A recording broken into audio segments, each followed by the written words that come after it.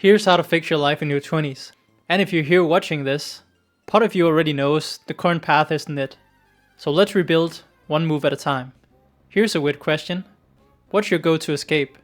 Scrolling, gaming, late night snacks, overplanning your perfect future? Everyone has one. It's what you reach for when life gets too heavy, too quiet, too real. And they're not all bad. Escapes helps us survive.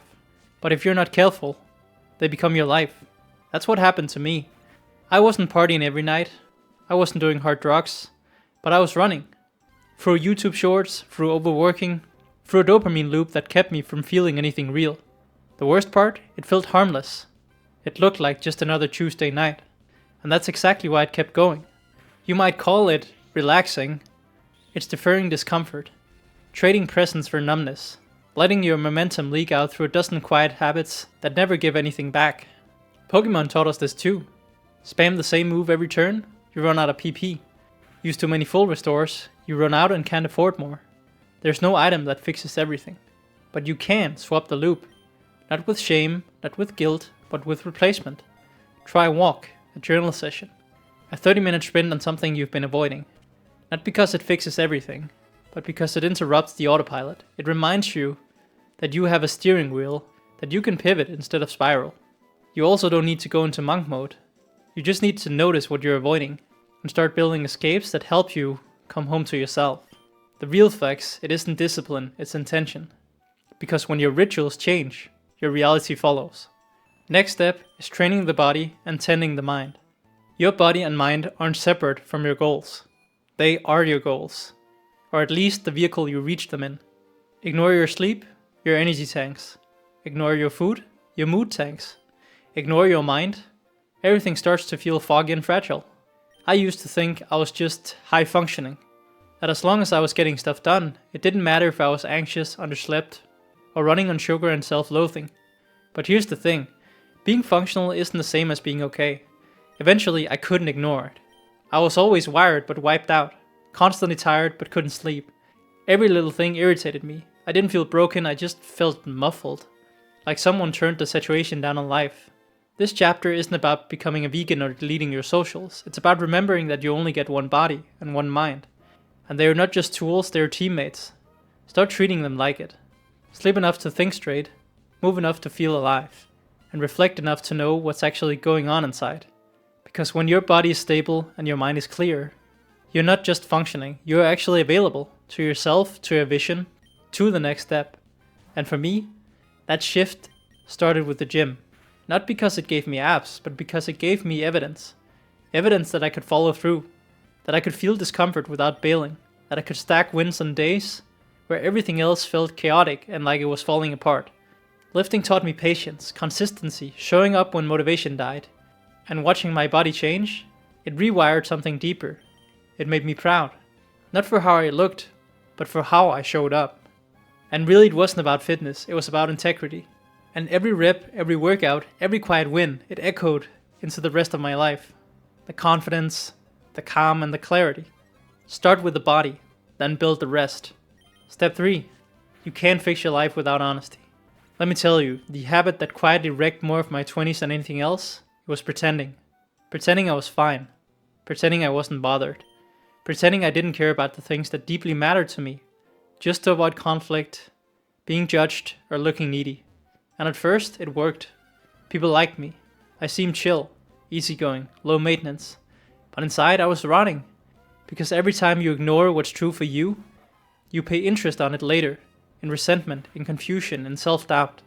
I used to think being honest meant having hard conversations with other people. But the harder part was having honest conversations with myself. Do I actually want to study chemistry? Am I happy in this job?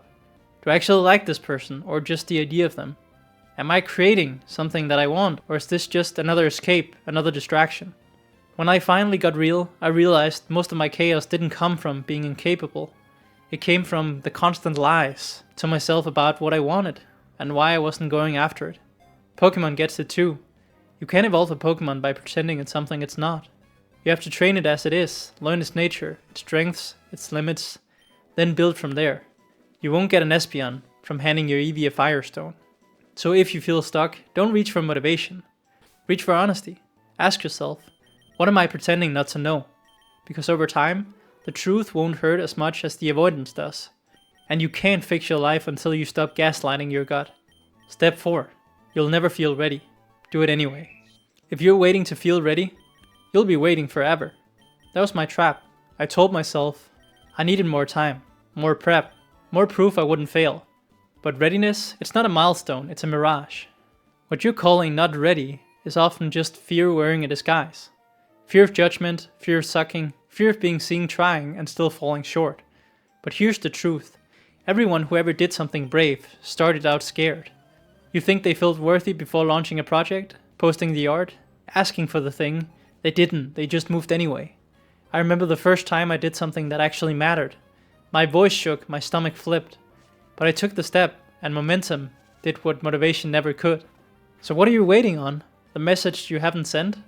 The video you keep drafting? The path that keeps whispering, "Try me." You need a start. Do it awkward. Do it unsure.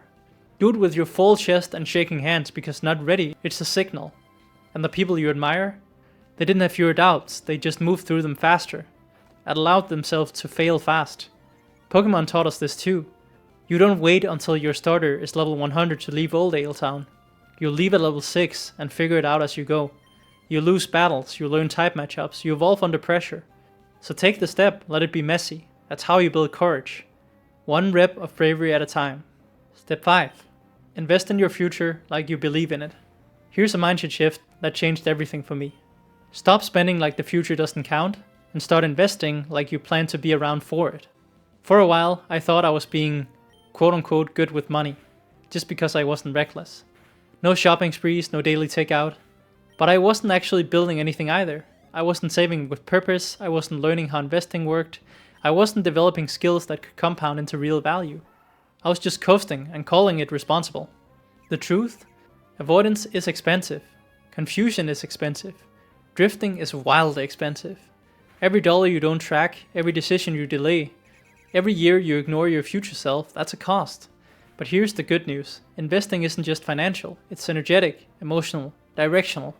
Reading a book instead of scrolling, that's investment. Taking a course that stretches you, that's investment. Learning to budget or build, that's investment.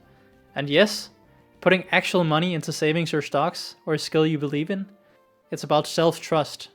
Pokemon taught us this too. You don't just train for today's battle. You evolve your team for what's ahead. You think long term, you stack XP even when it's slow. So if you've been waiting to figure things out before taking action, flip it around. Start because you don't have it all figured out. Your future self isn't some imaginary adult. They are you, and they're counting on you to start now. You don't need to invest like a genius, just like someone who actually plans to win. Step 6. Purpose over prestige. You can chase the perfect title, the 6-figure job, the status that makes everyone go, "Oh wow," and still feel empty. Because fulfillment doesn't come from how your life looks, it comes from how your life feels. And more than once I confused the two. I thought if something was impressive, it meant that I was on the right path. If I could explain my job at parties and get nods of approval, it must be working. But slowly, I started to feel dull. I wasn't doing work that meant anything to me. I was just collecting badges, building a resume I didn't even believe in. And the scariest part? I almost got comfortable there, because prestige is addictive. It gives you validation, certainty, and a script to follow. But purpose, that's a lot messier. That's quieter. It asks questions like, do I care about this? Would I do it without applause? Does this align with the life I actually want? When I finally started listening to those questions, everything shifted. I stopped optimizing for optics, and I started optimizing for aliveness. Sometimes that meant pivoting, and sometimes it meant staying, but shifting how I showed up. Pokemon gets it too. Not every strong Pokemon makes a great team member. You need synergy, alignment, the right move at the right moment. Otherwise, you're just overleveled and underperforming. So here's the question. If no one was watching, would you still choose this? Because real success isn't being admired. It's being in integrity. And you know when you are. You feel it. Start following the pull. That's where your real evolution begins. Step 7. Let life interrupt you. There was a stretch of my life where I barely spoke to anyone. Not out of depression, but because isolation had started to feel safer. No pressure, no expectations, no awkward small talk, Just my room, my screen, and my routines. But over time, the silence got heavy. Every thought echoed louder, every fear got bigger. I started rehearsing life instead of living it. And that's when it hit me. You don't grow alone. You grow through contact, through questions, through collision. That doesn't mean being a social butterfly, it means letting the world in, as opposed to pushing it away. It could mean answering the phone, going to that event, asking the question, making the first move. Even if it's weird, even if it's inconvenient. Because the point of life isn't to build the perfect cave, it's to evolve through experience. Pokemon showed us this too. You don't gain XP from hiding in the corner of the Pokemon Center. You get it by stepping outside, battling, learning, and interacting. So if you've been stuck in your head lately, this is your nudge. Let life interrupt you.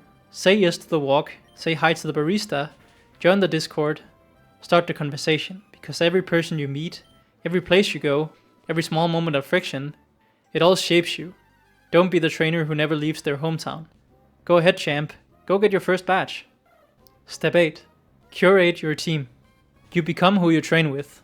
Not all at once, but in small, subtle ways. How you talk, how you dream, what you think is possible. In your 20s, that effect is amplified. You're not just figuring out who you are, you're absorbing who everyone else is too. And if the people around you are constantly negative, stagnant, or secretly rooting against you, you start shrinking to fit. I used to keep people around because they'd been around. Old friends, old habits, familiar energy, but I never paused to ask, who am I when I'm with them? Do I feel energized or drained? Seen or small? Challenged or coddled? Pokemon taught us this too. You don't bring a full team of Magikarps to the league, you build your party with intention. You trade, you train, you switch out what's holding you back. Curating your circle isn't about elitism, it's about alignment. And if you don't have the right people yet, start by being the right person yourself. Lift others, stay curious, ask the real questions. Follow what lights you up, because that energy, it's magnetic to people. The people around you won't just shape your conversations, they'll actually shape your whole identity, so choose wisely. And train with those who make you better. Step 9. Choose depth, but stay open. There's this lie we're told in our 20s, that the way to grow is to sample everything. Every city, every job, every person. And yes, exploration matters. It gives you range, experience, contrast. But if you never commit to anything, you never actually build. I fell into this trap with dating, with hobbies, and with my career moves. I kept dipping my toe in and calling it discovery. But at some point, I realized I wasn't growing, I was just cycling. Because depth takes time, trust, and repetition. The magic doesn't happen the first time you try something, it happens the 20th time, the 100th. When it's no longer novel and necessarily fun anymore, but it's still worth it. At the same time though, depth isn't about being rigid. You can be open, curious, and willing to try without needing to own. The key is discernment, knowing when to explore and when to root yourself. Pokemon taught us this too. The best trainers don't just catch everything that moves. They invest in the right ones. They build synergy, teach their team over time, and when something no longer fits, they box it or trade up. So in your 20s, don't be afraid to try new things. But don't be afraid to stay either, to commit, to nurture, to see what grows when you give it real energy. Because real intimacy, real mastery, it doesn't come from novelty, it comes from choosing to go deep, even when shallow is easier. So stay open, but choose depth. Step 10. The plan you're avoiding is the one you actually want. There's a version of your life that keeps tugging at you. You know the one. It's not loud, not dramatic, but it's there somewhere inside. In the journal entry you keep rewriting, in the plan you keep deferring, in the way your heart speeds up when you imagine actually doing it. But instead of moving toward it, you stall, you tinker, you tweak. You convince yourself it's not time. I've done this more times than I can count. Waited for a quote-unquote sign. Waited for a better schedule, more money, and having perfect alignment. But deep down, I wasn't waiting, I was hiding. Because chasing the thing you really want, it means letting go of the things you don't. And it means risking failure on something that actually matters, and that's terrifying. But here's what I've learned. If a plan keeps calling you, year after year, that's not noise, that's actually guidance. Pokemon showed us this too. You can't cross water until you teach someone surf. And sometimes the move you're scared to commit to is the one that opens the whole map. So look at the plan you've been avoiding. Not the one you think is impressive, but the one that feels honest to you. Start with that one, even if it's slow, and even if no one approves of it, because the path you've been avoiding might be the one you're truly built for. That's the guide. 10 shifts, 10 pivots, 10 ways to start reclaiming your 20s on purpose. Not through hacks, not through hustle, through honesty, through momentum, and through choosing your evolution over your autopilot. You don't need to fix everything at once. You just need to start listening to what's already true inside you and act like it matters. So tell me, what hit hardest? Which chapter felt like a mirror? Drop it in the comments, or better yet, share your own step, the habit you're changing, the plan you're reviving, the part of you that's finally getting some air. Because this isn't just a video, it's a checkpoint. And if you're still here, it means you're already evolving.